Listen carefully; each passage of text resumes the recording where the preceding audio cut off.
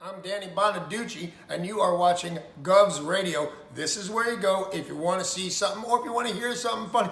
Coming up in just a couple minutes. This is a joke I told. What?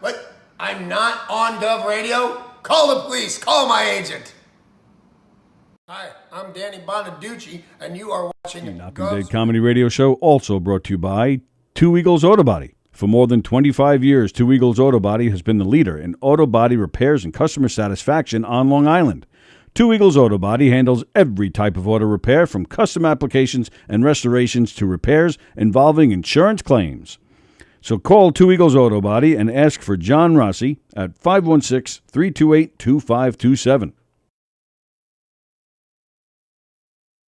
The Knockem Day Comedy Radio Show, also brought to you by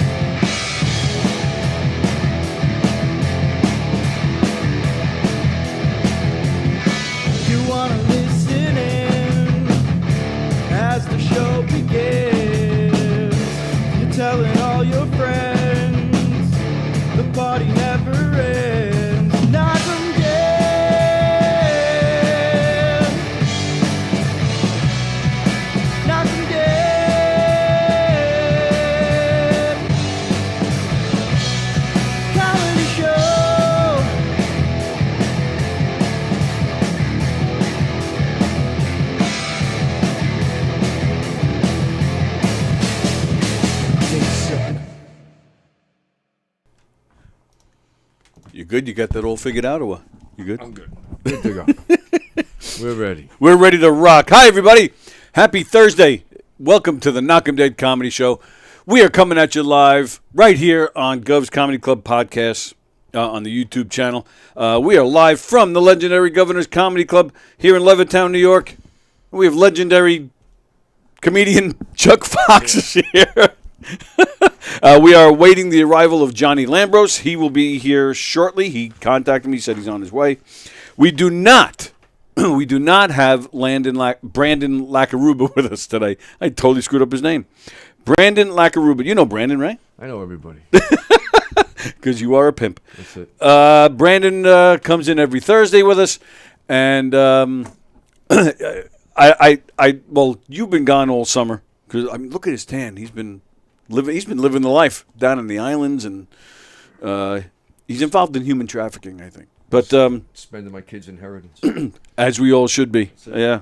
Screw them. They can do it themselves. Kids are overrated, I find. They grow on you. Do they? Yeah. All right, I haven't gotten there yet. But yeah, well, I can see that in your case because you have grandkids now. I got grandkids. That's much more fun than kids. You just had what, your third? My third, yeah. Very nice. Little girl. Nice. So it's what, 2 boys and a girl? 2 boys and a girl. Why I know this, I have no idea. Wow, I can't believe I got that right. But yeah, so Brandon comes in here every Thursday. You see, I'm a little weird, which I'm sure you already know. But to make it weirder, I don't eat a lot of food. Like I'm very, very picky. I know you just looked. This belly is all from chocolate, really. That's it. But yeah, I don't like pizza. I don't like anything with cheese. So basically, all Italian food I hate. I'm the same way, except the only cheese I eat is pizza, like cheese on pizza, molten mozzarella and stuff like that. Really? All right, so you're a little better than me. I don't any other regular cheese, nothing. Yeah, nothing. I can't. I've tried. Brandon comes in every Thursday and he brings me food that I don't like to try. So we've done pizza, we've done bacon, egg, and cheese sandwiches. We've done all sorts of crap. So you are weirder than me. Oh, absolutely. Yeah, I think I'm weirder than most. And we've been doing this for a few months, and we have not found anything that I like. Nothing. Bagel with cream cheese? No, I can't take that either. Really, eh? Yeah, no. All right. Well, and what, because the cream cheese or bagels too? Cheese. Yes, I don't even like the bagel. See, the bagel I can deal with, butter. Nah. Very simple. Maybe a plain bagel with butter. I could probably get through it, but I'm like, Jeff Posey is watching. Good morning on the early edition of the Green Room Show. No, this is not the Green Room Show today. Chuck is here, man. Chuck is here.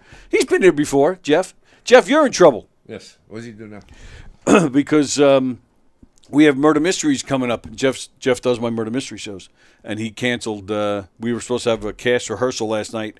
One girl said she couldn't make it, and then Jeff, what was it, like an hour before rehearsal, said he was stuck at work.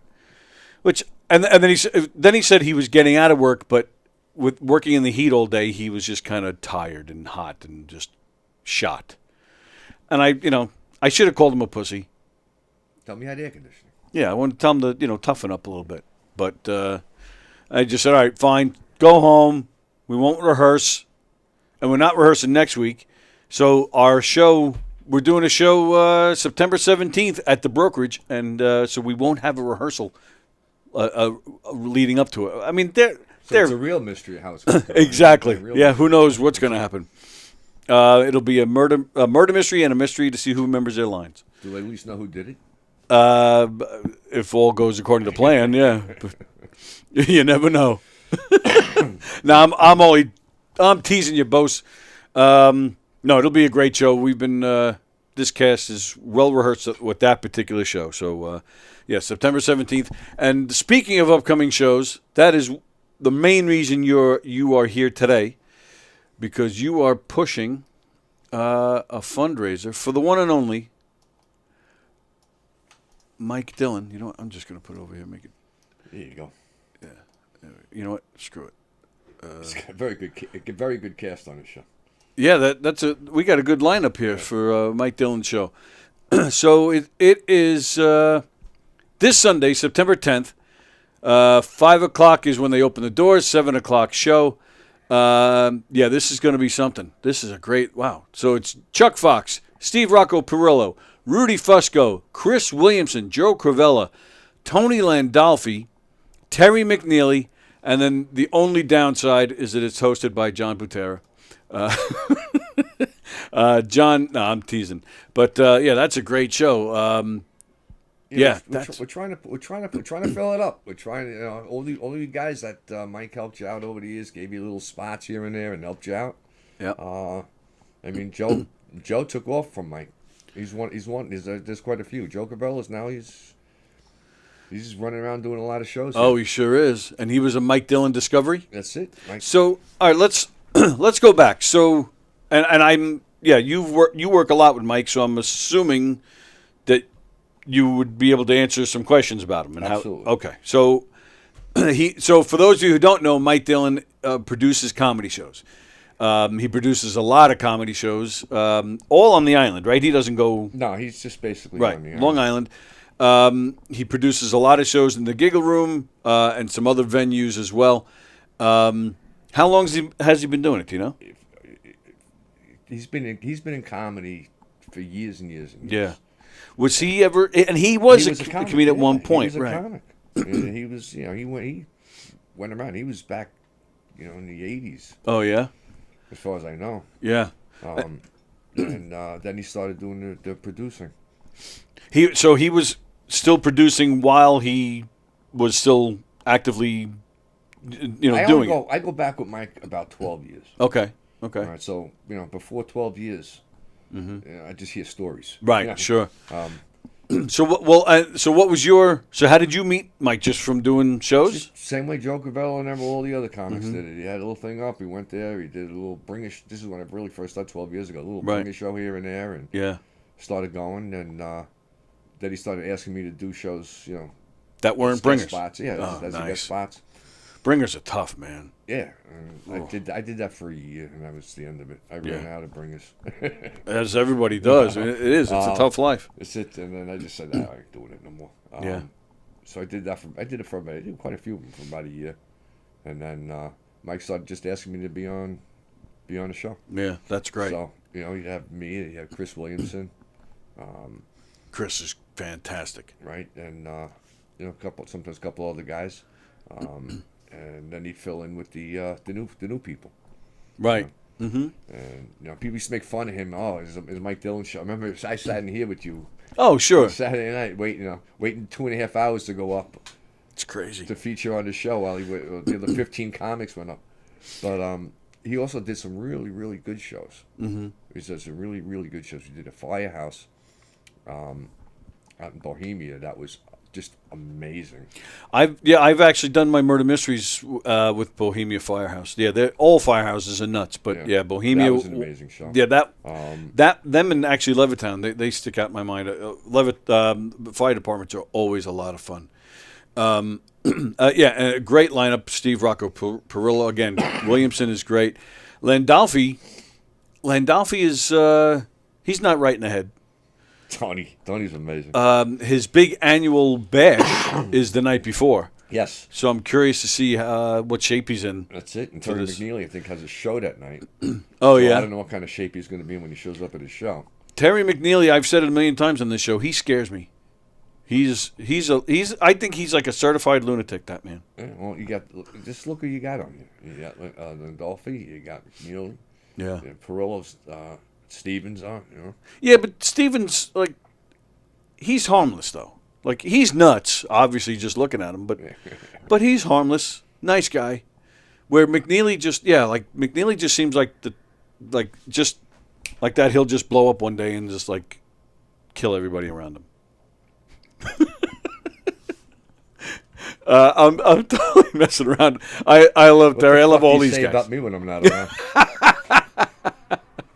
The door is opening. I think there he is. Johnny Lambrose is entering the room. There he is. Hey. Hello, Johnny Lambrose. Are we live? We are live. Beautiful. Yep, absolutely. Up and coming. Good to see you, man. Chuck, how are you? Good. How you doing, buddy? So you guys do know each other? So listen, all you guys that Mike helped out, get your butts out, buy a couple of tickets. sure you all got $5 or $10 for doing the show, so take the $5 or $10 and buy a ticket.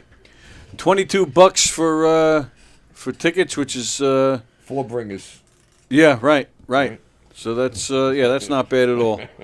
That's and it's all right. So and Johnny, I'll get to you in a minute with the show you have coming up. But now and yes, we have joked about Dylan in here, and we do the same thing with Butera and anybody that's producing shows out there. But it's all in fun because I know Mike. He's a good guy. John's a great guy too, and we're just poking fun, And I've said it here plenty of times. I get what they're doing. You have to book 18. I mean, 18 is exaggerating a little bit, but a lot of these shows are 12 to 15 comedians. It's a lot. Sometimes, by the end of the night, you're like, oh my goodness. But I get it. I mean, these guys are booking shows. They're producing shows. They're trying to make money. So you get at least 12 comedians. You're hoping between those 12 that they'll fill the room up. You got to realize to make the show good, you got to have a couple of people on that are good. Yeah, right. Reasonable, that helps. Reasonable. All right? Yeah. And then you have the new people, and they're the ones that got to sell the tickets. Right. Yeah. So you got a 60-seat room, and you're gonna ask everybody to bring 6. That's 10 right there. Right. And you got 2 or 3 just to keep people's eyes open. Mm-hmm. Right. It's 13. You got to close. You're up to 13, 14 before you bat an eye. Right. That's just to get people in the room. Just to get people in the room because you got to pay some of them, if not all of them. It's not easy. It's not easy at all. It's not an easy gig, and the idea is to sell. Yeah. Tickets. Right. But right. then That's what I'm we've done saying. some shows with them. I did that one. I actually let me close that show out in Bohemia. It was in August. It was 5 of us on the show. That's included the host. We almost sold the place out. That was an amazing show. Yep. That's fantastic. There was a couple that he's done that we've been on, more than a couple, that were actually really, really, really good shows. Yeah, sure. Bosie says, broke the mold, so to speak. Right. Bosie says, I'm really disappointed about the Mike Dillon show because there's about 14 comics missing from the lineup. I think that's Bosie's way of saying he's jealous. So, Bosie, go do that show. Just go there.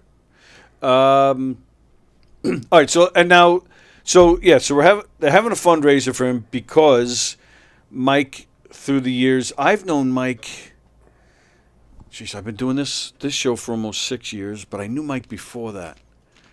So I don't know, give or take anywhere from probably close to 10 years at this point. When I met him, he already had The one operation, right? Right. Well, he already had one leg. Yeah. Like myself, and I think the first time we actually met, I think we did sit there and compared legs. So what exactly is it? So it's diabetes, right? That's what's. I believe so. Yeah. I mean, I avoid getting too personal. Sure. Well, he's pretty open about it from what I've seen. Of course he is. Yeah. Yes. How can he not be? Well, true. Yeah. Well, you got to post on every day. So. Right. So right. Unfortunately, the past year or so, he's really about been. the past year, it really started to go. Yeah. I remember. In fact, I remember it was you and me at the Christmas party here, and he showed up. Remember? Yes. And we were shocked. Yes. That he was able to get here. Right. Because he was in really bad shape then. Yeah. Did he hop in? Hopping. Jesus. he was hopping. And he was walking around, talking to people, and he had some serious shit going on. And I remember, right, and he had gloves on and stuff because he had to protect his skin and whatnot. Yeah, I do remember being shocked about that. and then shocked too because he posts some of his photos have been pretty graphic. He doesn't seem to hold back on what he's got going on. And like we said, the past year, it seems like he's been in the hospital more than he's been out. Yes. It's been tough, and he hasn't been producing any shows, which was how he made his money. And right. This is hopefully going to help him out a little bit. But we got to sell tickets, people. This thing is slowing down. I mean, Mike gave you a shot. Spend $20, go see the show. It can't. What are you going to do Sunday night? You sit home and watch 60 Minutes? Come on. Does football start this weekend or was Tonight? it this? What tonight? Tonight. Oh, today's Thursday. Right. Yeah. Right. All right. So go watch your games. But the show's late enough. Yeah, it's over. Yeah, go watch your after the game. Head on over to McGuire's. Is that's how he's making his money? Like, I don't know what did he do for full time work? Did he or I don't know. Yeah, I don't know what Mike's been doing. So, so this show is to help him with medical bills or Just help him. just to help him. Okay, I didn't know if if there's It's a /help/ kind of tribute show. Honor him, okay little okay yeah, which thing like that. No, and you're absolutely right. He is deserving of it. Absolutely, it's like a thank you, Mike Dillon, and how many you've been here with these shows? All the hundreds of these kids that come through. Oh, sure. Not only kids, but people that come through. Oh, yeah. With him on his shows. Well, like newbies, but a lot of there's a lot of people that have come through and have been beneficial of him. Getting time, getting time to hit the stage because he does. He was producing several shows a year here and out east and a bunch of different places. Steve Perillo. I remember seeing Steve Perillo 10, 12 years ago. We were on shows together. Yeah, and it's in that part too. Producing the show, but then even finding the newbies, finding these people that that are going to getting them out. Yeah. It's not easy at all. Have you done any Dylan shows? No. No. I've met Dylan, I think twice. Okay. But no, I never worked for him. Right. I think that's the third person that didn't do a Mike Dillon show. Right. It's probably true, actually. So that's this Sunday at McGuire's. Go to govs.com and make your reservations. Buy a fucking ticket. Come on. Jesus Christ. You Yeah, do what are you not doing out there? you do not want to be on the wrong side of Chuck Fox. That's all I'm going to tell you. His last name used to be Norris. That's right. And now Johnny Lambrose is here. Johnny has so you know what? Spend the weekend at McGuire's. Spend the weekend there. Yeah, Just come on sleep down, there. man. Sleep there. Just stay there. Come on down. Because the night before, Saturday, September 9th, we just talked about it. Terry McNeely and friends at McGuire's. It's a late one. Showtime is at 9:30, 16 and over, because Terry McNeely and most of these guys are creeps. No, I'm kidding. Greg Pfeiffer, Dan LaRocco, Jason Pellini, Connor Kavanaugh, Donnie Roy, Noel Rodney Jr., Roseanne Sorrentino, Terry McNeely, and then look at that. It says special guest Johnny Lambrose. It's not just Johnny Lambrose listed with the others. It's special guest. How did you get that? I have no idea. Good answer. Terry, I'll forward you the money later on. Yeah, right. They're Wow. gonna be coming from Tony's party. I want to see the condition of these people on that show. Absolutely right, man. Spending 5 or 6 hours with at the Landolfi Bash. Yep. This will be my first Landolfi bash. Oh yeah. Yeah. I don't know. I've heard stories, man. I've been to a couple. I haven't been to that many because every time it turns around, something's going on. Right. And but this one I'm going to. I've heard crazy stories, like people like Mike Keegan running around the place naked. I don't know if that was. where I don't was think this? that was. I don't think that was Tony Landolfi's party. I think that was somebody else's. Oh, I party. think Keegan's running around naked everywhere. I'm sure he has. Yeah. But, Yeah, but you might be right. No, yeah, you're right. that was another. Party. That was, some celebrities. Party. Yeah, wasn't it Anthony Cumia? Yeah, that's who it was. But I think Keegan's done it there too. I think it was just last year they put out a video. You saw Keegan and Fat Jay in a pool together.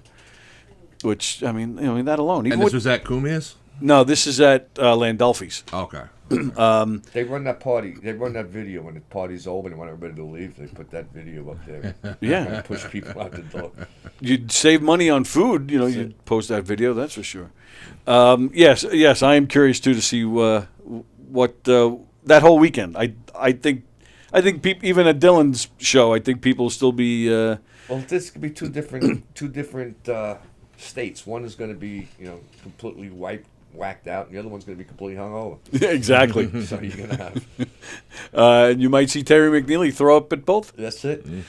So you really have no idea how you got this special guest label? Like you just saw it on the flyer? Well, I think Terry was just being nice, McGuire's is the club I started at when Oh, I okay. started doing comedy. I did Yep. an amateur night there. That was ran by John Truson. Oh, sure. And You took his class too? I didn't take it. I didn't take his class. I just signed up into the. Oh, nice. Yeah, but I did McGuire's a couple of times, all amateur nights, and the last time I performed there was right before COVID. So of course, that's all out of the way. The pandemic, and Hopefully. hopefully, it's gonna suck if the mask mandate comes back.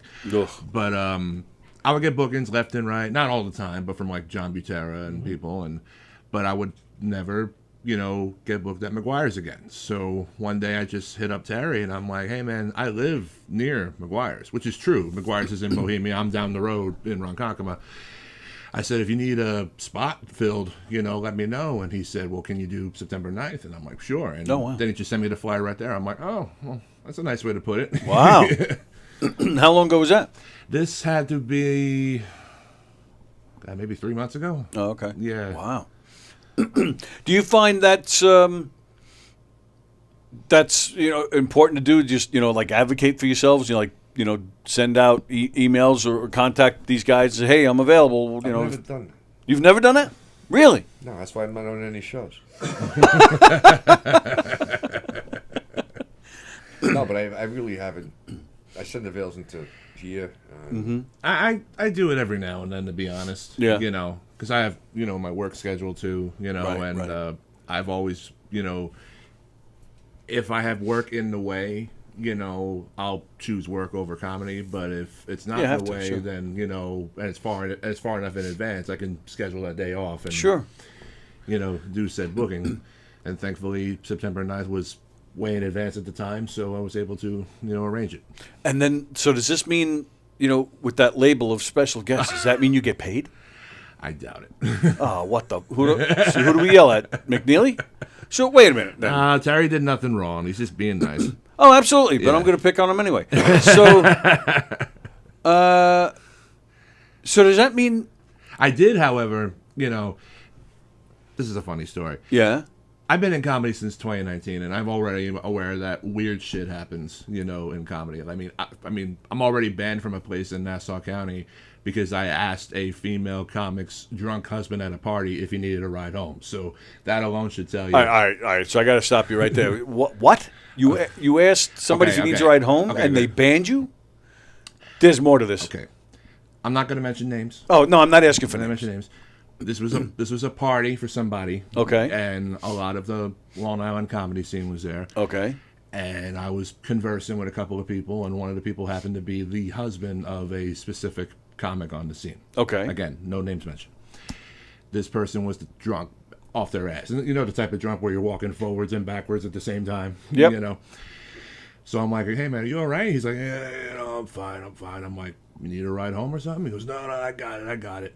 And then somebody else was playing the role of the shitster. They came in and proceeded to cut this guy off from drinking for the rest of the night, which you don't do to another grown man at a party, at least where I come from, So this guy apparently was so messed up to the point where he thought I was the one who cut him off from drinking for the rest of the night. Okay. And he was just, cussing me out left and right. He's like, why the fuck do you care so much about me? I'm like, dude, I just asked you to ride home. Well, I can make fun of your weight. I'm like, where did that come from? Exactly, where did it come? I'm like, I'm just going to go inside.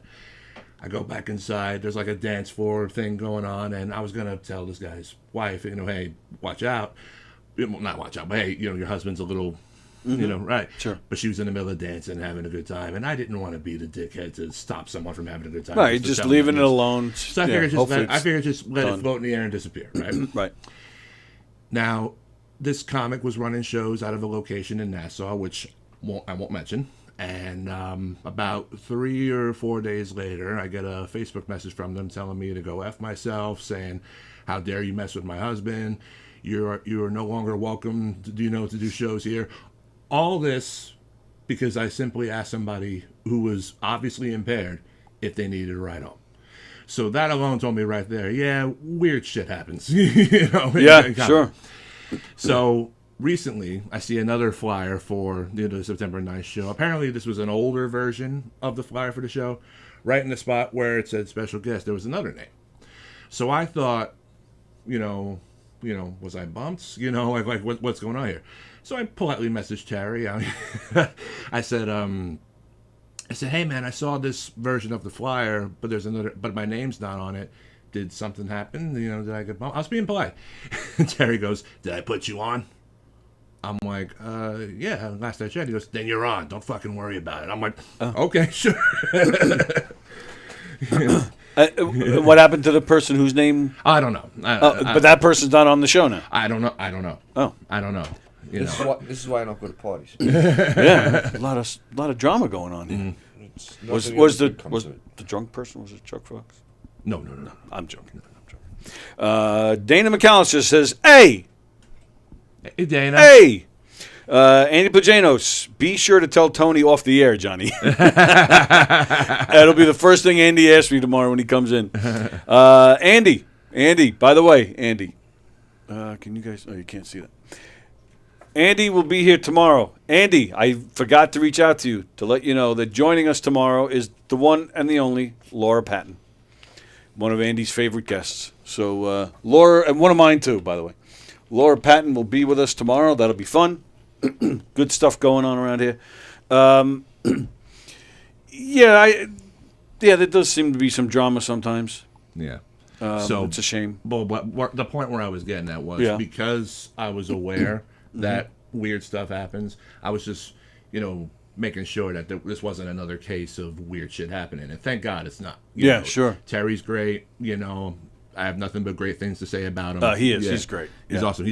He legitimately, and I'm not saying this to be a kiss ass, he's one of my favorite Long Island comics ever. Well, he is. He is. He's fantastic. Absolutely. He reminds me. He's definitely in that style of comedy that I grew up on.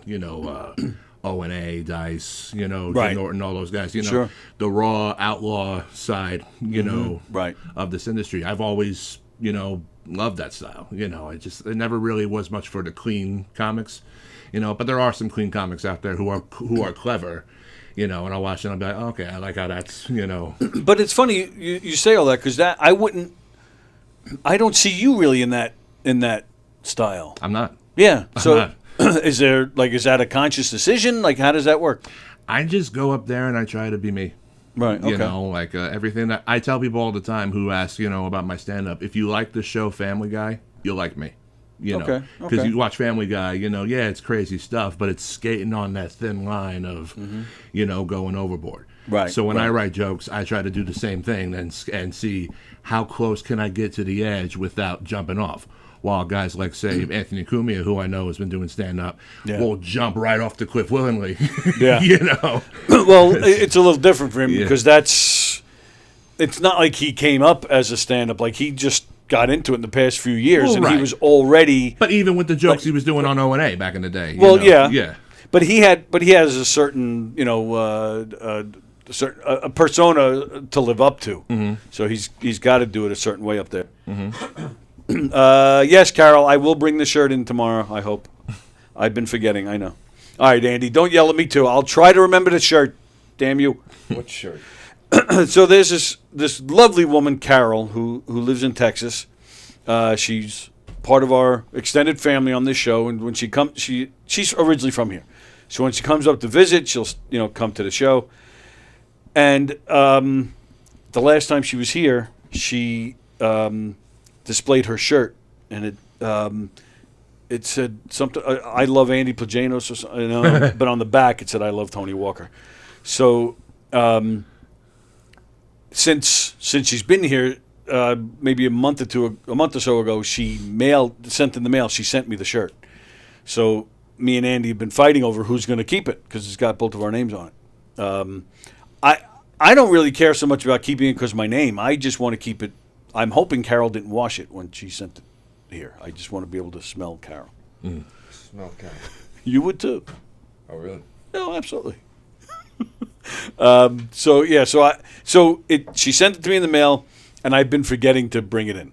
And honest to God, that's true. I've just been forgetting. I haven't even opened it yet because I promised Andy we'd open it together on the show. You should do like Cinderella. Whoever the shirt fits best gets to keep it. All right. And then we'll have the people decide who fits into it better. Like I said, I just want to drop it on my face and smell Carol. That's it. Whose name's on the front and who's on the back? If I remember right, Andy's is on the front, mine's on the back. I think. I even offered to cut it in half, and then, Andy takes his half, I take mine. I'll just hang it up somewhere or something. I don't know. There you go. It's it's a little. That's my little creepy side. The backside is better, says John. I didn't say that. On Carol, no, not you. This John, John Rusiello. And again, the backside is better. Especially on Carol. Although all of Carol is great. Oh, she says, Andy Pagano's #1 fan, it says on the front. But then, and I believe it says the same thing on the back with my name. It's been a while since I've seen it. I get it. I get Andy Pagano's fan, but I love Tony Walker also. Something like that, right? No. No, I believe it's the same thing on both sides, just the different names. Pretty sure that's what it says. Andy, I don't know what's going to happen here. We might have to fight over this shirt. I don't know. Andy, by the way, I got to get you in here when Andy's here, because Andy, he's got tremendous hands. And he kicked my ass a few months ago. We thumb wrestled in here. And he totally, it wasn't even close. He totally kicked my ass. Yeah,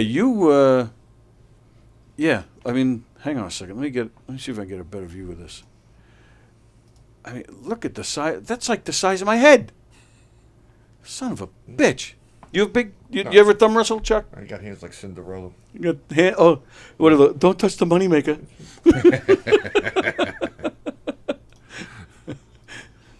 Would you have you must have, well, you were a wrestler. Yeah. Right? You're not, you gave that up, I right? haven't had a match since 2016. I still have ties to that business. Oh, yeah? But I haven't been active in the ring since back then. Active, so, what, so after you're done actually wrestling, you mean in the business end? Like what do you, tell me what you do. Well, I still have friends who perform, and every now and then I'll attend their shows, but I won't attend like the way a wrestling fan would. I'll actually be in the back with them. Let's say if a new guy wants advice, and knows who I am, which is very rare, But if someone asks me for advice, I'll give it to them. If I have an opinion of something, I'm encouraged to give my opinion, of whatever. And that's what I mean by I still have ties to the business. Oh, okay. I'm still respected in some areas. And there are some areas on the Long Island wrestling scene where I'm not so respected, hence why I don't really go over there. What's your record? There's no record. It's a work. It's a what? It's a work. It's not a real competition like boxing or MMA. It's a work. Oh, okay. Yeah, we don't really keep records. I didn't know that. I thought they did. Well, if you ever hear him talk about records on TV, it's for the gimmick. Like Goldberg's really? 200-0. Right. There's no. It's a best way to describe it. It's a real life action movie. Yeah. There's Peeling back the onion here. Yeah. Nothing but exclusives around here. But I used to be asked all the time, "Hey, what's your record?" And I would have to remind them all the time, there is no record. You're not telling Make me. it up. Well, true. Yeah, you should do that. Just make it up. Yeah, but I get paranoid. 150 and 1. I would have been 150 and Yeah, absolutely. But then there's always going to be that one creep on the internet. I looked up your YouTubes, and the stats don't match. And if we looked up Johnny Lambrose, would we find wrestling stats? You wouldn't find under that name. You would find it under the Rocky Mountain Madman. You would find it under Boondocks with the acronym ECPW next to it. East Coast Pro Wrestling. That was the company I first worked for 3 years. Okay. Just look up Long Island Independent Wrestling, and there's a bunch of stuff up there. Wow. Not just me, but guys like my friends Gary Reno, Savage Shade, Robbie Rebel, Mark Static. All great talent. Great talented guys to watch. Speaking of the Long Island wrestling scene, we recently lost one of the managers on the show. Like how the Jimmy Hart guys. Yeah, sure. This guy Angel Lopez. Who was one of the villain managers on the show. Great villain on screen, off screen, one of the nicest guys ever. He recently died in his sleep due to a diabetic attack. Oh, wow. And this was right around the same time, of course, that the Long Island community, lost James Raniolo. So it sucks. So, yeah, you're just talking, about About 2 weeks ago. Yeah. Yeah. Sorry about that. It's all right. You Yeah. know. James and Angel were both great, and I was honored to have met them, and I hope they're, happier where they are now. Absolutely. Yeah, James is a good guy. Yeah. Did you know James? Which James? James Raniello? Raniolo. Raniolo. No. Doesn't ring a bell. He ran a lot of Alibi in Farmingdale. He ran a lot of open Yeah, mics I never there. made it over that way. Yeah, all right. He just, Yeah. Oh, yes, I did know. I'm sorry. He was a poker dealer. Oh, is that right? Yeah, he was big on the card games and all. Oh, I didn't know that. He was a poker dealer. In fact, at his wake, they have the flower arrangements and all that. Yeah. One of them was a big ace of spades. Oh, that's made cool. out of flowers. I'm like, oh, that's pretty unique. Yeah, sure. Yeah. Did you used to see him at tournaments? He dealt in a couple of different clubs. Oh, really? Yeah, and I don't remember him from that. That's funny. It's like, Yeah. I know all these guys. I just didn't. I did show. I think I've done shows with this kid. I think I've played cards with this guy. Wow. But for some reason, it's like Yeah. I can't remember. I'm Chuck Fox. I can't remember everybody. Come on. I gotta name kids and my kids so they can remember who they are. Carol says, Tony Walker, #1 fan on the back. Right. Because Andy may have my front, but Tony always has my back. Ah. Oh, goodness. Look at you, Tony. Well, I'm looking at Carol. You can look at it this way too. She likes to see one of you's coming and one of you's leaving. Yeah. No argument there. Yep. That's what she's willing to say to your face. That's the. Yeah, that's true. So we got a lot of great stuff happening this weekend at Governor's Comedy Clubs. Oh, may I mention this, by the Yeah, of way? course. This was just made official last night. It's not comedy related, but it is important. I will be joining the American Foundation for Suicide Prevention and taking place in the Long Island Walk on October 22nd at Jones Beach Field 5. Jones Beach Field 5. Yeah, we knew what you meant. Yeah. A friend of mine was participating, and suicide prevention is a cause I am serious about, despite my love of dark humor. I just signed up last night, and I'll be taking place in it. So if anybody out there would like to participate yourselves, just look up the American Foundation for Suicide Prevention and look for the Out of the Darkness Community Walk, and just sign up there. And that's Where is that taking place? Jones Beach Field 5 Jones Beach. in Wantagh. Yep. It's a morning thing, like 8:30 sign in, 10 a.m. start. Right. Yeah. And then what do? You just show up, and I mean, we're also trying to get people to pitch in donations of any kind to help towards the cause. The cause, the money, of course, would be going towards stuff to fight, programs to help fight mental illness and all that. I don't know exactly what programs the money's going to be going to, but it is 100% legitimate, and yeah. All right. So, very nice. yeah. That's in October. And then how do they? Oh, you gave the address. I gave the address for the location. Just look up the let me pull it up one more time. Sorry, I'm not as quick technologically wise. The American Foundation for Suicide Prevention Out of the Darkness Community Walk. So just look that up if you're interested in signing up, and or go to afsp.org/walk. Very nice. And you can find out where to sign up and where to donate. Excellent. And Dylan's show, is that all you guys are donating your time? All the money's going to him? Supposedly, as far as I know, all the money's going in. Very nice.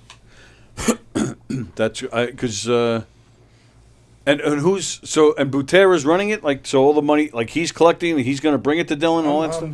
I'm assuming I'm not getting involved in that, but pretty much. I just want to make sure it's going to the right place. You never know with that Butera. No, I'm joking. I'm totally joking.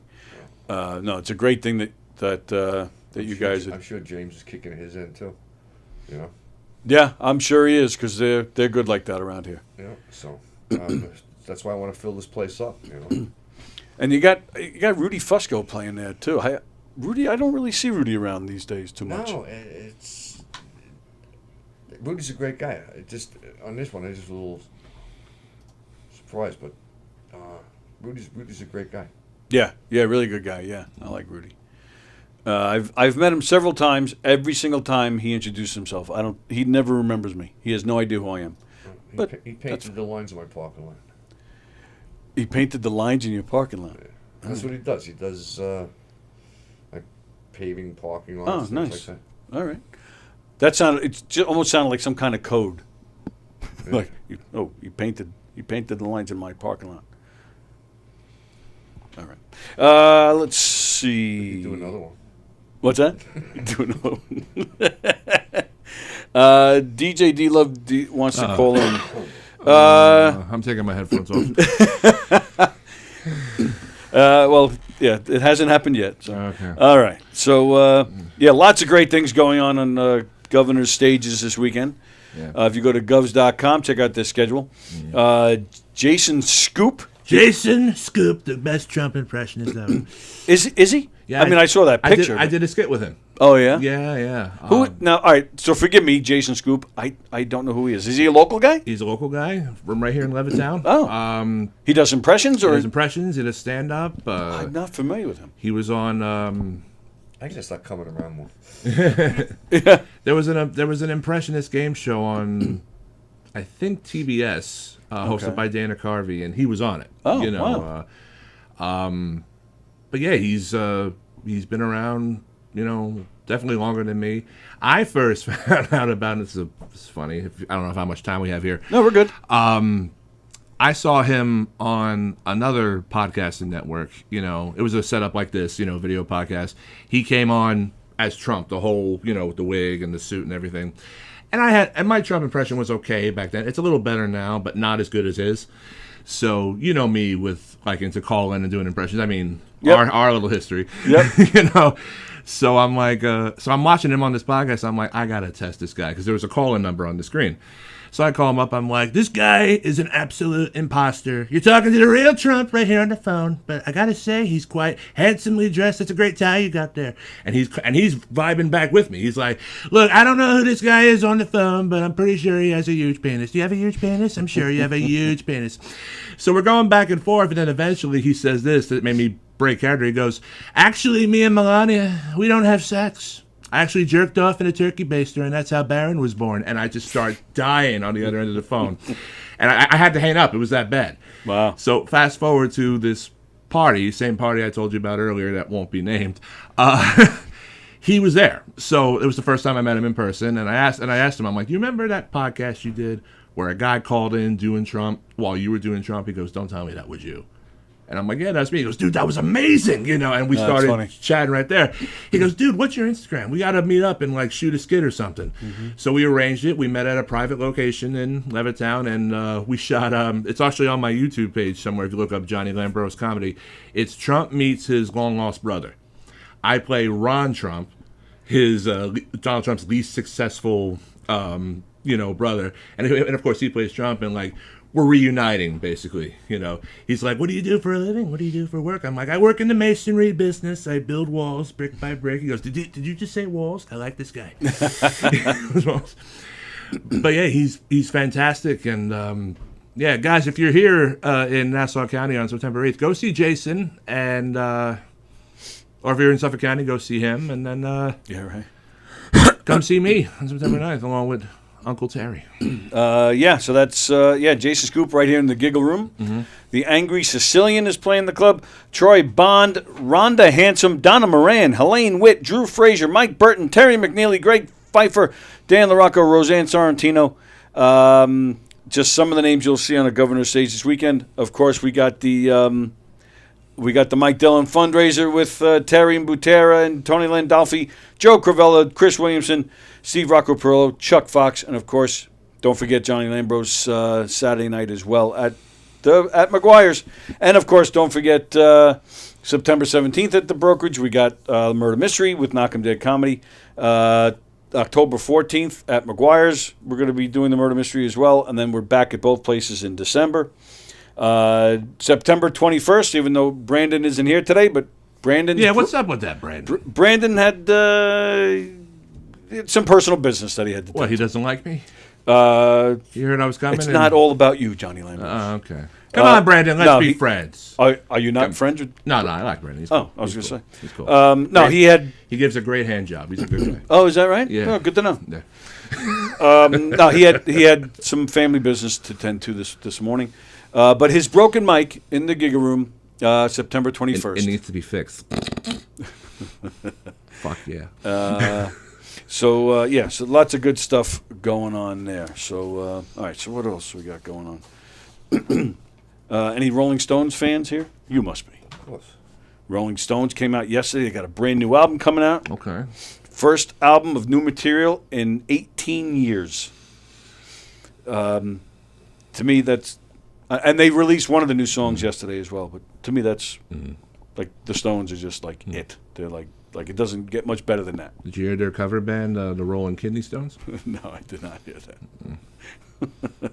I'm sure they're causing a lot of pain. Yeah, of course. Let's see. Brand new album called Hackney Diamonds. Oh, yeah. With guest stars Lady Gaga, Stevie Wonder, Paul McCartney, Ringo Starr, former Stones bassist Bill Wyman, and it has some of the final recordings with the band by drummer Charlie Watts. Yeah. Very nice. So I gotta that's hear this when it comes out. When's it coming out? I believe in October sometime. Do I have it here? I do not have it here. But one of the new songs is already. You go on YouTube, and there's one new song already there. You know, speaking of rock, didn't Dolly Parton make a rock cover album? Unfortunately, yes. Unfortunately. It's not good in my opinion. Really? I was not impressed. But I've yet to hear it. That's why I asked. actually, was it last week? I don't know. Recently, on one of the Fridays that I'm here with Andy Plajanos, we played "She Does Let It Be" Okay. with McCartney and Starr. as a Oh, matter of wow. fact. Wow. And Andy liked it. I didn't. But Andy's smarter than me, so his counts. Oh, Carol says she loves the new Stones. I'm assuming she wrote "Love the New Song." I'm assuming she's talking about the Stones. Yeah, I liked it too. I liked it. It was. That's I'm gonna go back and find this. Yeah. The Stones have always impressed me, man. Like they always, even when they're putting out something that isn't good, like they always know how, really their publicity machine is just. Those guys know how to promote stuff. I remember one time they went around New York City in a truck, like on a flatbed, and they had the sound system hooked up, and they were just playing tunes while this truck was driving around New York City. Like, how cool is that, man? You're just walking down through the city, all of a sudden the Rolling Stones drive by playing tunes. Like, I don't know, they're just Gotta make a buck, baby. absolutely. That's what it's all about, They man. gotta do it. So looking forward to hearing some new Stones. I was thinking of doing that. Look, going around on the Stand back on of a truck and flatbed. drive around the city and Telling you jokes? I think that would go all well. I would love to see you try it. Yeah, I used to hear stories about like Dave Chappelle during that 10-year hiatus he took. He would go in the middle of parks, with a mic set up and just do his shtick in public for no reason. And I just can't picture doing that. Wow. It takes balls alone to get on stage at a club or a bar gig. Sure. But in the middle of an open park with just people walking by, What if all your stuff tanks and people are just walking by like it's background noise? Well, yeah, but at least it's free. True. And plus, it's Chappelle though, Yeah. When you're Chappelle, you can. I mean, he took that hiatus after that TV show. Yeah. So he was already an A-lister at that point. I'd think about people like Kevin Hart before he was famous. He made it big because he just went around the whole country. Mm-hmm. He just went around the country, looked up comedy clubs, and would show up and just ask for time. Mm-hmm. And he was doing that for a long time, and that's how he, networked. Did he ever play here? Not that I know of. Okay. I'm not going to say no for sure, but because I would don't always know that. hear about how every big name comic now at one point on their come up has been here at Governor's. He's one of the few that Yeah. I don't recall ever hearing played here. But I mean, you mentioned almost anybody else. Mm-hmm. And just absolutely. anybody else. Yeah. I mean, this place. So Chappelle has been here, at one point. All right, you got me. Not Chappelle we know now, but I honestly You know. don't know. I don't know. Yeah, that's a good question. I would. Sebastian Yeah, played here. Yeah. I mean, again, this place opened in 1981. You know, so I mean, Billy Crystal played here. Kevin Pollak played here. I mean, really anybody you can think of. I mean, Robert Klein still plays here. You know, I mean, some of the biggest names. Don Rickles. No, I don't think Don Rickles. Don Rickles, I don't think when this was around, he was kind of He was already tail end at the right. He was already past this Yeah. level at that point. Yeah, and you got to realize in '81 he was up there. right. He was already a household name at that Yeah, time. he was also old too. Yeah, true. But anybody, I would say anybody that started from the '60s on that were still alive when this place was, you know, I would say they've been here. I mean, I think even Rodney has. I think Rodney has done something here. I think I'm not positive. Let me tell you. Well, that was pretty good. Yeah.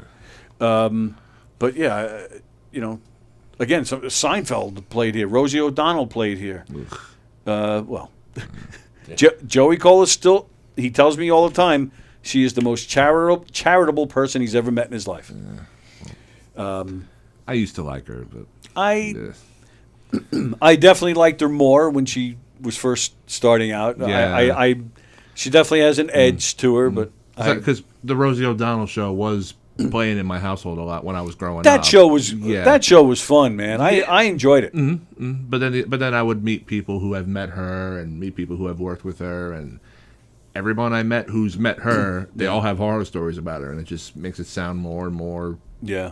You know, I mean, granted, it could be just stories, and she's probably an angel in real life, but you know, Could be. You never know. yeah. I'd hope so. I hope so too. Yeah. Carol Miner says the Rolling Stones song is called "Angry." That's the name of it. Angry. All right, now I got something to do. Now you got something to do today? You got a potential walkout track for your stand-up shows. That's it. Yeah. Please welcome Chuck Fox, and Angry starts playing. I'm going to make Chuck angry right now Oh God. with one word: Go. Yankees. Suck. It's a rough year for New York baseball, huh? You got used to this. No, yeah, you Yankee fans, yeah, you guys don't know what to do with yourselves right now. You know, we have another month or two before we get disappointed. This is a little hard to take. Yeah, because usually it's around this time that the Yankees, whatever ailments they have, they're bouncing back from at this time, and all of a sudden, boom, they make the postseason. Yeah, and, Not happening this year. It was screwed all the way up. The decisions they made, the people they picked, some of the moves they made, and now they want to get rid of them. Donaldson's gone, Montez is gone. All these guys, they should never have been there in the first place. Well, yeah, Donaldson didn't really work out here. Joey Gallo, you know. Yeah, right. All these clowns, they keep doing this. Then, I mean, at one time they kept getting outfield. They had 20 outfielders. Right. You know, for what? St. Louis did the same thing. They had just an abundance of. You know, all these stars. They keep going for these over the hill stars. It's like a guy selling a car. Look, I'm selling you my BMW. I'll give you a good price on it. Meanwhile, I know that the thing is ready to fall. The transmission's falling out and the rear end's falling apart. Yep. You're saying, "Oh wow, I got a BMW for good price." You drive away to BMW. I'm laughing as I count my money. Yeah, exactly. Yes. Yes. All these guys these other teams, they're not getting rid of a star if if there's nothing wrong with the guy. Right. They know something you don't. That's why he's going. But but I can understand it because the Yankees, like you could take a guy like Donaldson, he was a star, and I think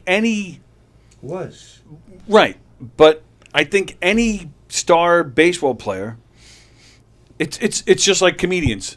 Long Island comedians want to play the main stage of Governors. That's the Mecca on Long Island. Any Major League Baseball player, like playing for the Yankees, is like the Mecca. Exactly. So but you don't buy the BMW with 200,000 miles on it. Right. Well, that's what the Yankees were so successful for years with doing that, grabbing these star players, bringing them in, and they just continue winning. This is it's not that often where it backfires on them like it has this year. It backfires more than that. If you go back and look, yeah, it's a mess. If you look how they won, 96, that dynasty that they had, it was all their kids. Right. It's called for, and then you had Bernie Williams. They kept bringing guys up, and then they threw in Scott Brocious, they Right. threw in Paul O'Neill. Daryl Strawberry. They get these, guys in here. Even Right. Dallas Strawberry didn't do a whole lot, but he was Well, there. true. But they would pick up these little, like we call them lunch pail guys that bring, they go to work every day and they do really well. Yeah, you're You know, absolutely Luke right. Voigt was another one that was, he wasn't a star, but he did really well. Yeah, for a while. I forgot about that. Right, so these little guys that do well, that aren't superstars, remember Louis Soho, Yeah, sure. right? He was they kept bringing him up, and he wasn't the starter, but he kept filling him in, every time Yep. he came up, he did something. He did good, something great. Yep. right? And then the big guys, they bomb. Yeah. Yep. You get rid of Boone? Yeah. Would you? Yeah. Yeah, simply He's- because he can't manage pitching. Oh, okay.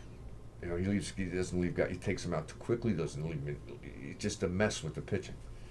Who do you want to see in there? Don't know, but they need somebody that's Billy Martinish. Somebody in there that's going to be tough on Yep. the guys. Yep. Clean house altogether. Yeah. Yeah. They got rid of Beta, which was mind-boggling. He was the only other guy on the team doing any good. Yep. But I didn't think they want to pay his contract. He's a free agent coming up. Oh, there you go. Yeah. But I don't think they want to pay his contract. But he was one of the best players they had. Mm-hmm. They get rid of him. The kids are coming up. Okay, so just basically, if I was running a team, get rid of anybody. Start all with kids. Well, I do like the Volpe. Is that his name? Yeah. Yeah, I like him. Yeah, he's Yeah. all right. Do you hear about this whole thing in Chicago with the White Sox? With what? Last week, two fans were shot. Two fans in the stands were shot. By who? Well, they don't know, and that's I think part of the controversy right now. They were shot right in the middle of the game, and if they did release some security footage, where from inside the stadium, where you see people just like they're sitting in the stands, and all of a sudden you see them kind of like looking around. You see like a little bit of commotion, then you see people waving over for the security to come. They were just random shots, and they still don't know. Well, I take that back. They ruled out that it was. That it was Chuck Fox visiting the White Sox stadium? Yes, they were playing the Yankees. Actually, were they playing the Yankees? I don't remember who they were playing. I don't know. But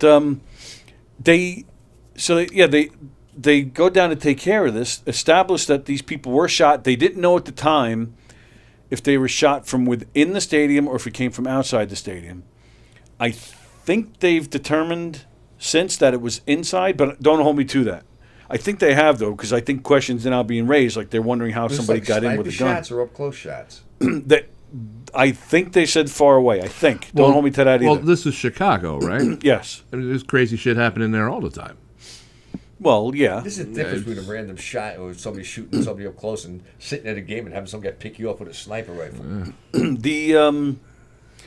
But the weird part that they're really questioning is they didn't know at the time, where it came from, who was responsible, what, and they didn't stop the game. They didn't make any announcements. They just let the game, nobody, if you weren't in that particular section, even if you were, I don't think you knew what the problem was.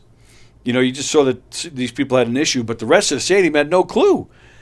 For all we know, this could have been somebody running through the stadium taking random, shots at people, but they didn't say a word. Well, they guess right. Well, they lucked out. They lucked Guess out. right. But I don't know. To me, that's a little. They got lucky. Yeah. I don't know. I think they should have made an announcement. So they survived. The people did survive. Yes. Okay. And there were no other. That was it. It was just those two people shot. Wait. You got 50,000 people. Attention, ladies and gentlemen. We have a sniper that's shooting you. Please exit the building. You're not going to go up there and say, "Run!" There's somebody with a gun." No, but you're going to make an announcement. We need to. Actually, didn't that happen at a ball game like just within the past 2 or 3 years, where they just made an announcement, or maybe it was a concert at a ballpark, maybe, where they just said tonight's event, has been postponed. We ask that you leave in an orderly fashion, and then they just the ushers and the staff just kind of, in an orderly fashion, just kind of got people out fast. I mean, but what's the alternative, though? You're going to keep these 50,000 people, so they left, as possible targets? So did they leave orderly, or did they leave like nuts? Like No, I believe it went okay. if I remember right, I don't remember what this. Any of you guys help me out with this? I don't remember where this was or what the event was, but if I'm remembering it right, word eventually started getting out that it was gunshots. Wasn't there a that was an earthquake or something in San Francisco that may have happened? Well, that's going back years ago. Yeah, that's '89 in San Francisco. Yeah, the big earthquake. Yeah, that was at a game. Yeah, the World Series, Oakland against no, not Oakland, San Francisco against. I just can't help Baltimore? I just can't help but notice 2 people get shot. They make the announcement. An entire stadium of people leave calm, cool, and collectively. Yet at a mall, a shelf could tip over. Everybody thinks there's a gunman in the building, and they're running like hell because they think Godzilla's here. But that's what I'm saying. You know? But they didn't. But that's what I'm saying. Nobody left. They didn't announce it. So these people were shot. The game continued, and everybody's sitting in their seats. And I agree. You're not going to just all of a sudden run for your life. But at the same time, you can't. I would think you can't leave these people. Somebody hates these cans.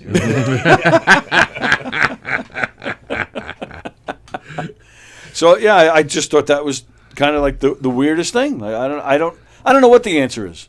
Really, do you evacuate? Do you not? But I don't know. Imagine if that happened right before the 7th inning stretch. Yeah, true. I do think it was like the 6th or 7th inning. I'm not sure. An official game, at least. There you go. Right. Yeah, maybe the winning team let's get out of here. Quick. Well, and that happened. You mentioned the mall. That did happen to Don Sill a few years ago. What was that big shooting in the North Carolina mall? Like 2 years ago. All I remember is it was I forget what the mall was, but a display fell over. And you know how the acoustics of a mall are. It's very echoey. So the display fell over, made a loud boom, and people thought somebody fired off a gun, and everybody started running like crazy. Yeah, that was right here at Roosevelt Field, wasn't it? Wasn't it? I think it was. But, yeah, there was a shooting at a North Carolina mall. That was like a year or 2 ago. And Don Sill was actually there. He was down there visiting family. And he was in the mall. And he said he didn't hear the gunshots at first. But what he saw, he was standing in a section of the mall that wasn't very populated at the time. And then sure enough, he looked over to his right and just saw nothing but like this stampede of people come running. And he said he knew it. He knew there's a shooting. There's a shooting.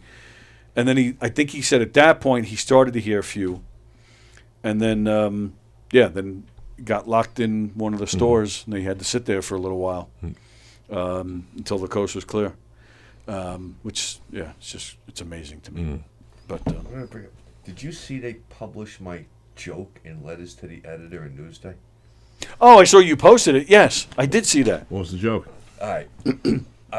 Months ago, they had an article about the new informed signs. And I got a joke about they don't put the sex of the missing person up there anymore. Right. Yes. Right. They just put missing adult. Right. They used to have missing adult female, missing adult male. They don't have that anymore. So I had this whole thing about you could be we've gotten so woke that we're politically correct in our missing person reports and shit like that.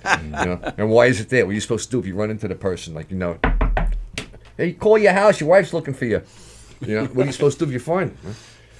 So I just sent it in as a goof. Yeah. And months go by, and all of a sudden, I open the paper, and it's there. But the motherfuckers edited it, and they took all the funny shit out. Yep. They made it politically correct. They even took out, instead of, hey, call your wife, they said, call your spouse.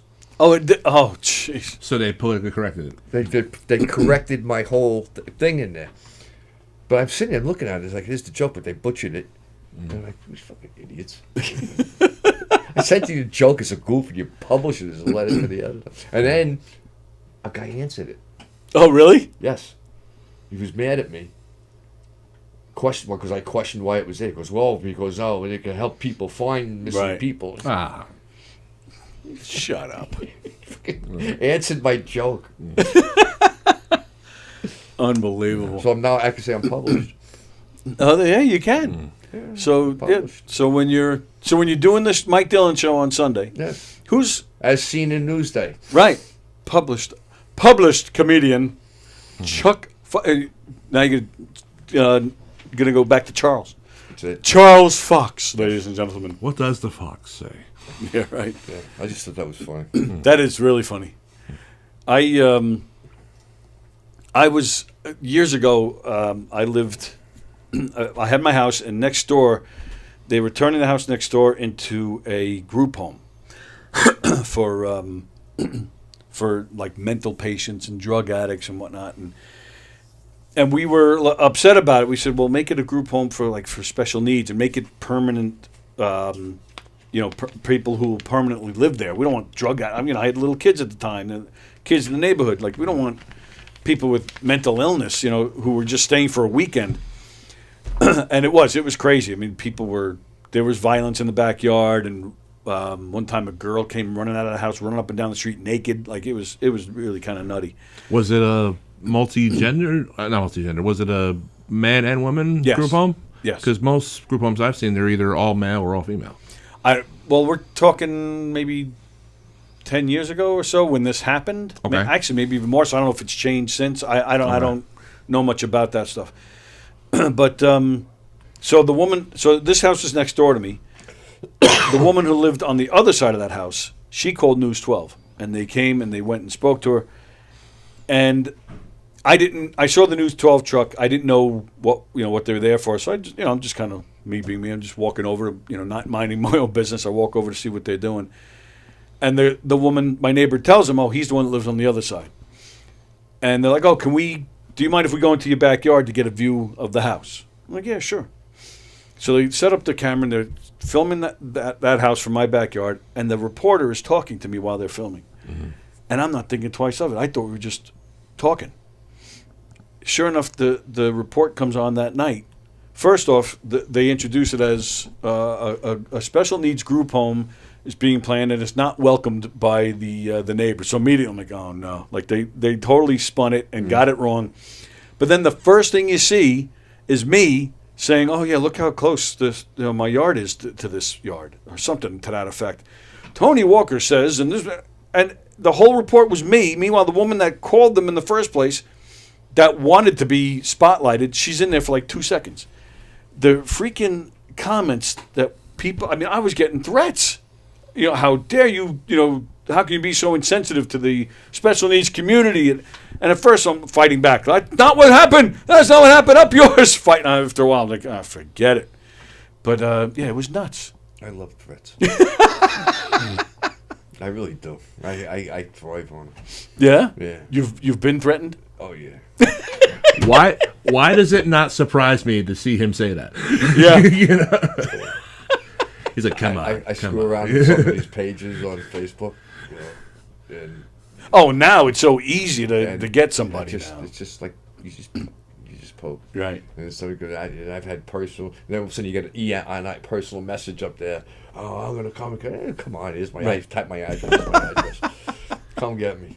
You know who you remind me of? What's that movie? The guy's on the phone. I don't know who you are, but I will find you, and I will kill you. That guy.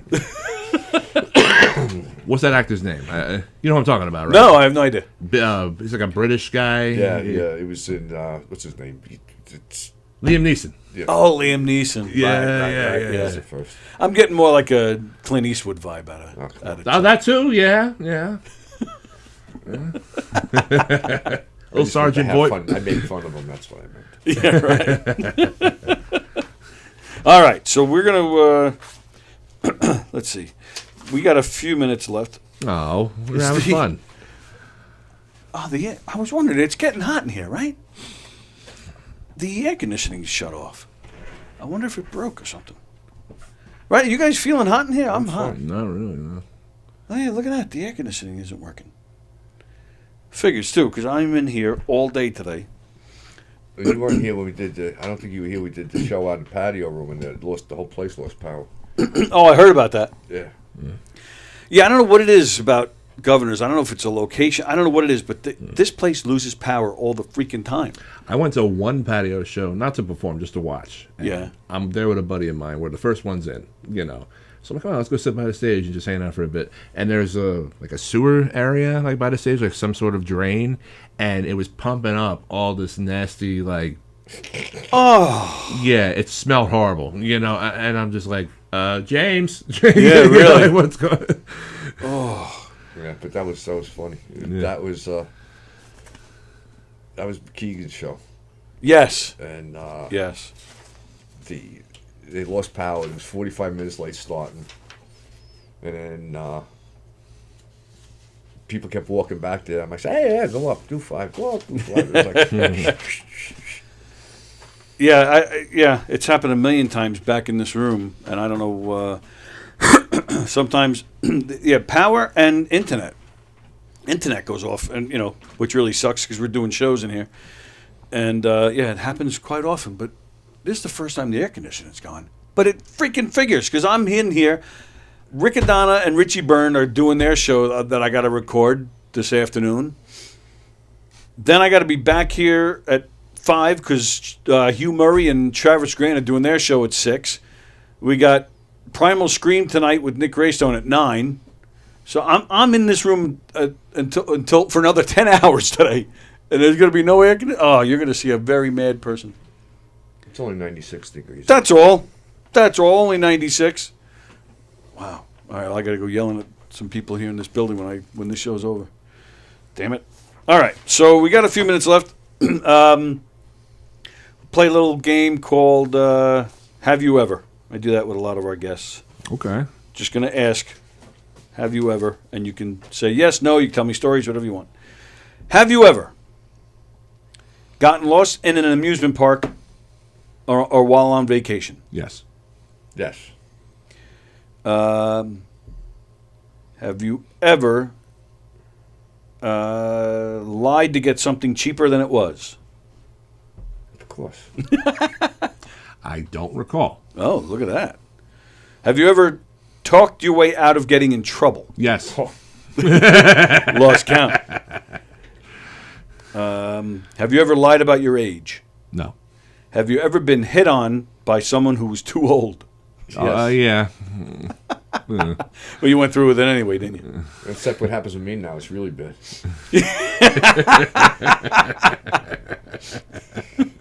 That's when you're at a cemetery. It's like, Jesus Christ. Man. I'll take my teeth out for you. Nice gum job. Why don't you touch your toes and play with my nipples? Have you ever worn special clothes to cover up a hickey? No. No. Have you ever spent the night sleeping by the toilet? Yes. No. Have you ever sunbathed partially or totally naked? Yes. No. You did that last week, didn't you? Just about. My sister was there, so come on. Oh, that's true. Yeah. But what? How big was the boat? 46 feet. All right, sister, you stay on that end. I'll be in this end. Have you ever had sex with a person whose name you didn't know? No. Yes. Have you ever been embarrassed to pick up your pictures from the photo center because you remembered what was on them? Yes. Yes. You both jumped right on that one. Have you ever been caught fooling around by a parent or a sibling? Yes. Oh, really? I got caught by an ant. Oh, well, That's close. that counts. Yeah. What did she say? Get the hell out of here. What was it? Her house? Yeah. Wow. Andy Plagianos. Everyone sunbathes at least partially naked. Shut up. I don't sunbathe. I fry. Who were you caught by? I was caught by her parents, actually. Oh my goodness! Did he kick your ass? No. Oh, that's nice. No. They were polite. They were like, it made a lot of noise. Who? Their daughter did? Parents. Well, she did too, but I guess that's what started them making noise. Yeah, What's that right. noise? Have you ever been arrested? No. Yes. You have? Yes. Are we allowed to talk about this? Sure. All right. It was back in my Navy days, and we got into this big bar fight, Nice. and fucking did some damage. And, Roadhouse. We left. We all took off. We went to another bar, and my hand was all cut up. I was wrapped. I had like tissues wrapped around and stuff. So we went to another bar, kept drinking. My friend had this big van. Back then, he used to paint them like gladiators. And Oh, stuff, yeah, I right? remember that He was a stuff, yeah. decorating man. Remember that? Oh, I do. So that's the van we were in. Very, not too Right. hard to just hit this big gladiator painted on the side Right, of the van. yeah. We come out of the bar. We go into the bar. All of a sudden, the cops are there. And here we go. We got the Yeah. fighters. They took us all in. Wow. That was an experience. And how does that work with the military? Like, do they I come didn't out, tell down on? What's that? I didn't tell them. Oh, so they I didn't. you got say a out word. without? I wasn't okay. even supposed to be in New York. I was stationed in Philadelphia, and we get off weekends. Right. But you're only allowed to travel. I forget what the radius is around the base. Right. On your day off, you can only go so many miles around the base. And that was way off. I was up in New York, in Long Island. Oh, wow. I used to come home every weekend. And that was one of the weekends we got drunk, got into a fight, and got popped. And then I had to come back. I had to go to court. And my friend's father was a lawyer, and he got us all to plead down to this, like, misdemeanor, like not even misdemeanor, like a violation, like disturbing the peace or some shit. It cost me $200. Ah, big deal. How did you, like for the court date? Like that's during the week. So what'd you tell? The lawyer took care of everything. Oh, so you didn't even have to go. I had to go one time, to at the end and say yes, I did it. And sign the pay. That's all I had to do. Oh, that's nice. So they never found out. Never found out. Nice. No, because then you got to go through their shit. Right.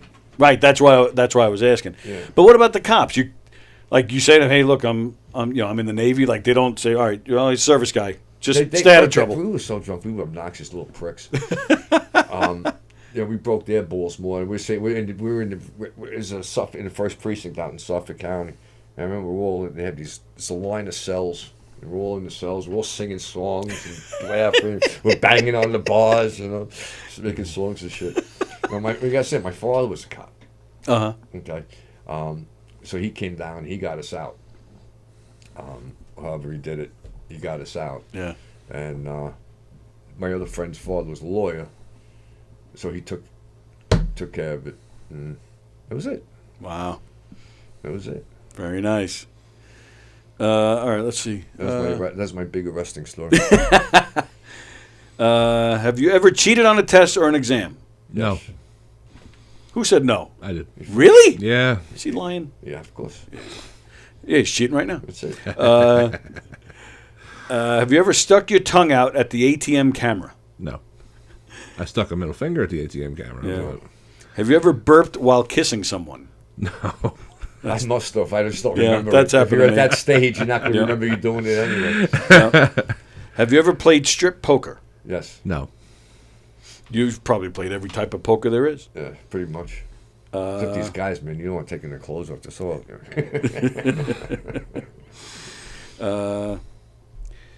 Have you ever been frisked by police or by airport personnel? Yes. Yes. By airport personnel, but not by police. Yeah. TSA stuff as you're going in. Well, back in the day, I remember this. We all went out again. When we went out drinking, we got pulled over, and what happened first? We ran out of gas. So we pulled over the side of the road at Jericho Turnpike. It's about 4:00 in the morning, and there was a gas station that was closed, and behind it was houses. So we went up there, and we started siphoning gas. All right. So it's another car on the road. So we're out there siphoning gas, just getting a little bit to get the hell out of there. Yeah. And my friend, the car's coming. It's a cop. I said, oh shit. So we drop everything, leave the friggin' hose and the thing. All the gas is running down the street. Oh, going right down the jeez. fucking street. So cop pulls over. Oh, what are you guys doing? He goes, all right, we have beer cans, empty beer cans filled in the car. We're drunk as shit. This guy goes, you boys got pot? I go, no, we don't got pot. He goes, you got pot. He starts going in. I'm going to search your car. He's going through the beer cans. To look for pot. We're drunk as shit. There's gas running between his legs coming down the street. And we're standing there going, and he's looking for pot in the car. Holy crap. Meanwhile, the whole car is filled with beer cans. Yeah, and he didn't care. He didn't care. Then he get finally pot, and he goes, all right, you guys get out of here. And he gets in his car and goes. I'm sitting there like As he's walking back to his car with the light a cigarette. yeah. Anyway. Oh, my goodness. That was the frisking by the cop deal. I got quite a few of those stories. Yeah, is that right? That's a good story. That's crazy though. He's going through the pot. beer just to find pot. Just go knocking a beer. Instead of getting it for open containers in the car and getting us drunk driving and shit like that, he's looking for pot. All right, let's see what else we got here. What would be your idea of the perfect weekend? We'll start with you, Chuck. I had it. You had it last week? Last month on that boat. That was the perfect week. Yeah. That was great. All right. John? I have a few definitions. I'm a little scared to hear your answer, honestly. but I'm very simple. You know, get together with your buddies. You know, get a girl with you. You know, go Get a see- girl with you and your buddies? Yeah. Oh, all right, You that's- Pass no, around a little bit. well, not in that context. I don't share when it comes to that, but you know, just get together with people you like, and you know, go hang out, and you know, maybe watch the fights, or you know, Right. go, you know, just Okay. spend time together. I'm very simple. I'm not a crazy party type person, if that's what you're looking for. You know. No, I was looking. Yeah, what you think I was gonna say? You know, take lines of blue and That's right. you know. Have you ever saved a person's life? Yes. Yes. All right, we'll start with you. And this actually ties into the suicide walk that I'm doing on in October. I had a girlfriend in high school who left me for a woman. Nice. Yeah. And at first I was like, you know, fuck this bitch. You know, she took my girl from me. But then we became friends somewhat. And she sent out a group text, which was of a suicide note. You know, goodbye to my friend's family, blah, blah, blah. I was the only one who called the police to, you know, make sure she was okay and all that. And she was legitimate. Like, she was going to, you know, take her life. But Suffolk PD came kicking down her door, and they, you know, brought her in, you know, all because I made, you know, that phone call. And her family were thankful, you know, and everyone outside of my school was thankful, but everybody in the school were like, why'd you do that for? You know, yeah, I went to school with some weirdos. Yeah. Yeah. And how is she today? Oh, I don't talk to her today. Oh, Yeah. but she's alive. She's alive. Happy, maybe, hopefully. I don't know, because she's batshit crazy, but, Oh, all right. you know. All right. But I like to be the, you know, the good guy in situations like that, you know. While, Of course. While others would say, fuck her, let her hang, you know, I'd rather make a difference, and, you know. Yeah. And where did you go to school? My home district, school district, was South Country, so technically I graduated from Bellport High School. Okay. However, I wasn't always this big guy you see before you. I was very small, I was very nerdy, so I got bullied a lot, and most times to extreme measures. Like, I was tossed in the garbage cans, I was thrown in the lockers, you know, shit like that. Yeah. So my parents, for my own safety, put me in a BOCES type schooling Oh, okay. program, Sure. starting back in the 5th grade. And I basically was in BOCES schooling from 5th grade to graduation. Little did I know until the years went on that BOCES wasn't just for kids who were bullied, it was for all different types of kids who were fucked up, you know. So I went to school with hardcore druggies, you know, kids who who were in and out of juvie, kids Right. with psych issues, you know, the whole nine. And that's where I met the crazy cast of characters, including that girl who I attempted to save, but she's apparently not grateful for it. So Oh, all right. yeah, Glad I asked. yeah, yeah, right. You saved somebody's life? Yeah. This was Robert Moses hanging out at the beach, wading around, but there was some waves that were breaking that were pretty good size. And there's a bunch of little kids. I remember this bunch of little kids who were digging the sand, in the wet sand. Right. And all of a sudden, I guess a little wave came in that was a little unexpected. One of the kids was gone. Oh, wow. Right? The kids got wiped out by Yeah. the wave, Yeah. and one of the kids was gone. And I just don't Just happened to noticed see it. Yeah. I said, "Oh shit! One of the kids is gone." So he must have hit the wave and got sucked back out with the wave. Right. So I just kind of took a guess, dove this way, and hit the kid under the water. So the kid survived the wave, but then died when you hit the And I kid. killed him, and that was the end of it. I didn't say nothing. I just pushed him down. So you dove in, and he just happened to be right. He or she happened to be right there. Yeah, just about. Yeah. That's like divine intervention, man. Yeah. Like And somebody. Why like, I put you- noticed the kid was gone. Right. There was like 3 kids there, and then suddenly there was 2 kids flopping around on the sand. Yeah. After the wave left. I'm like, it's just a kid missing. Yeah. And the kid got sucked out with the wave. And did the parents even notice? I don't know, because I picked the kid up, and then some mom came down and took him from me. Right. And I was like, so I never stuck around I was good. Thought you were going to say she then went to the authorities. Some guy grabbed my kid. Yeah. Get your hands off my son, you pervert! Well, but that really happened. That was a Wow. while ago. Yeah. That's crazy. All right, with that, we're it's 12:30. Just about time for us to go. Once again, this Saturday, September 9th, Terry McNeely and friends at McGuire's. Showtime is at 9:30. 16 and over.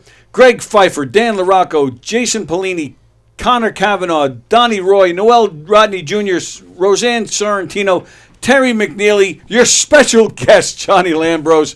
And again, the very next night at McGuire's as well, 7 o'clock show, fundraiser for our pal Mike Dillon. Mike, hope you're doing all right, Mike. And do we know if Mike's even going to make it to the show? I don't know. Yeah, I don't know. Find out. I'm sure he's been posting him popping up all over the place. So he's been going to events. He's been going to the good. beach. So maybe I'm he'll sure even he's be going to be there. But buy some goddamn tickets, all right? We got to sell this thing out. Yes, let's sell it out. It's a great cause. Tony Landolfi, Joe Cravella, Chris Williamson, Rudy Fusco, Steve Rocco Perillo, our pal Chuck Fox, headlined by Terry McNeely and hosted by John Butera. Lots of great stuff going on. Go to govs.com and make your reservations. Thank you, guys. This is fun as always. Good to see you both. Tomorrow, Andy Plajanos and Laura Patton are here. I don't think we're not doing Green Room this weekend. So, Laura Patton, Andy Plajanos tomorrow. On Monday show, it's September 11th, of course. But I will be, I talk all the time about the Nassau County PAL Special Needs Unit that I'm the president of. I'm going to have some of the board members and the policeman that runs it. They're going to be here with me on Monday. So we'll talk a little 9/11, but we're mostly going to stick to the organization that we work with and talk about what we do. I've been talking about it so much on this show, I figured it'd be time to have them in here. So that'll be fun. So today is Thursday. We got Treading Water returns, but this week they're at a special time. It's at 6 o'clock tonight. And I know what you're thinking. Every time they're on lately, it seems like I can't seem to go live. So it's scheduled for 6. If for whatever reason I can't make, I don't know what the problem is with this program that I work here, that for some reason Treading Water and Circling the Drain just doesn't go live. So Treading Water is scheduled to go on at 6. Hopefully we will be. If not, I'll post it as soon as we're done. Circling the Drain is set. They're good to go. That's at 7 o'clock tonight as well. And then Primal Scream with Nick Greystone, new day and time, every Thursday at 9, starting tonight. So that's tonight. So a lot going on around here today. So, keep it locked on our YouTube channel. Subscribe to the YouTube channel. Hit the thumbs up. All that good stuff. Share the shows all over the place. Tell everybody you know about all the great shows here at Gov's Comedy Club Podcast. All right, we're out of here. Thanks again, guys. Take care. We'll see you guys later. See ya. Contact Knockem Dead Comedy for your event today. What will you experience at a Knockem Dead Comedy murder mystery show? Suspense, excitement, love, more love, violence. Well, not really. And, of course, some music. Knockem Dead Comedy is the #1 murder mystery troupe, entertaining thousands of people for over 20 years. You have a great night or what? Good. Their hilarious murder mystery shows are full of audience interaction from beginning to end that will keep you laughing all night long. Their shows are not to be missed. Knockem Dead Comedy's murder mystery themes include a mob show, a redneck wedding, a high school reunion, a family reunion with a luau theme, or your own custom show. Johnny, you have a good time tonight or what? Had an awesome time. All right. You had a great time. KDC, that's what I'm talking about. Yeah, all right. Fundraisers, private parties, corporate events, restaurants, and more. Contact Knockem Dead Comedy for your